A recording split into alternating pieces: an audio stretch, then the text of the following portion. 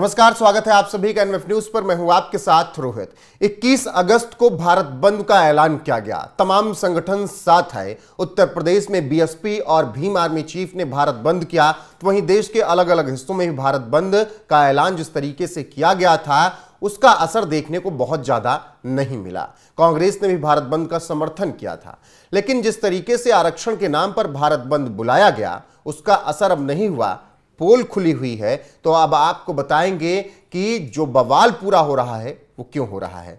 दरअसल मोदी और कांग्रेस के राज की तुलना की जा रही है और कहा जा रहा है कि मोदी राज में एससी एसटी को सचिव, एडिशनल सेक्रेटरी और ज्वाइंट सेक्रेटरी के अधिकारियों के तौर पर नियुक्त नहीं किया जा रहा है और इसीलिए हम मांग कर रहे हैं कि अब पिछड़ों को, दलितों को, वंचितों को भी बड़े पदों पर बैठाया जाए।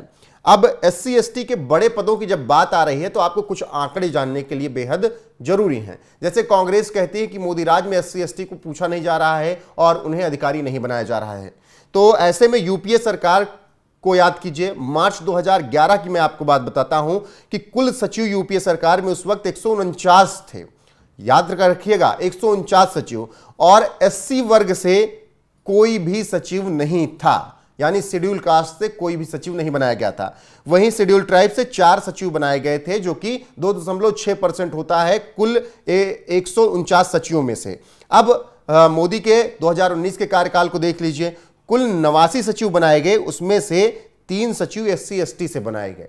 तो इससे आप अंदाजा लगा लीजिए कि 89 में 3 बना दिए गए एससी एसटी के सचिव और 149 में कांग्रेस ने केवल कोई एससी सचिव नहीं बनाया और शेड्यूल ट्राइब के 4 सचिव बनाए थे। तो आज जो लोग आरक्षण को लेकर हल्ला बोल रहे हैं, भारत बंद का ऐलान कर रहे हैं, वो ये समझ लें कि यूपीए सरकार में भी एससी एसटी को बहुत ज्यादा आरक्षण देकर उन्हें बड़े पदों पर नहीं बिठाया गया था। हालांकि मोदी सरकार कहती है कि हम एससी एसटी ओबीसी को लेकर काम कर रहे हैं और उन पिछले 10 सालों में उनके लिए काम भी किया गया है। उनके उत्थान के लिए जिस तरीके से चलाया गया, घर देने का अभियान चलाया गया, राशन देने का अभियान चलाया गया, सरकार ये सब बातें कहती है कि इससे पिछड़ों का उत्थान हुआ है। लेकिन भारत बंद के नाम पर जिस तरीके से बवाल काटा गया, देश के अलग अलग हिस्सों से तस्वीरें आई, अराजकता फैलाई गई, उसके बाद यह जानना बेहद जरूरी हो जाता है कि क्यों बेवजह का यह बंद था। इसीलिए हम कह रहे हैं कि बेवजह का भारत बंद था और इसकी सारी पोल पट्टी आंकड़ों के अनुसार भी हमने खोल दी और जो एजेंडा सेट कर रहे थे उनका एजेंडा भी ध्वस्त हो गया है। वो चाहे चंद्रशेखर हो, वो चाहे मायावती हो या फिर कांग्रेस हो, सबका एजेंडा ध्वस्त हो गया है भारत बंद के नाम पर और ये बेवजह का भारत बंद था।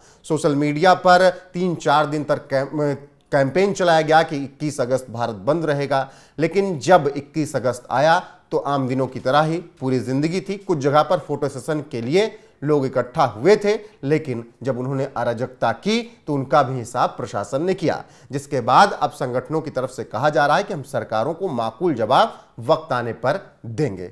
फिलहाल 2011 में कांग्रेस राज में 149 सचिवों में शेड्यूल कास्ट का कोई सचिव नहीं था, शेड्यूल ट्राइब से 4 थे। वहीं 2019 में जब मोदी की सरकार बनी, बीजेपी की सरकार थी, तो 89 सचिवों में 3 सचिव एससी और एसटी से बनाए गए।